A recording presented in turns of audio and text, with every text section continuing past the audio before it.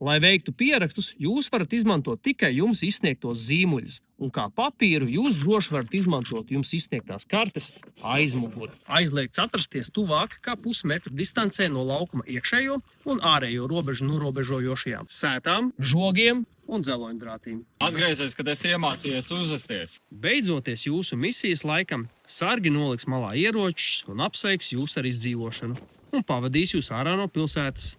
Šajā brīdī visiem dalībniekiem ir jābeidz lavīties un slēpties, un ir labprātīgi jāatstāj parka Francijas daļa. Dalībnieki, kuri šo noteikumu punktu nebūs izpildījuši labprātīgi, tiks saukti pie administratīvās atbildības, balstoties uz sabiedriskās kārtības neievērošanu.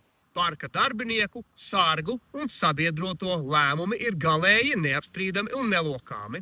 Un visbeidzot, 15. punkts. Lai izdevies piedzīvojums. Tieši tā, lai jums izdevies piedzīvojums.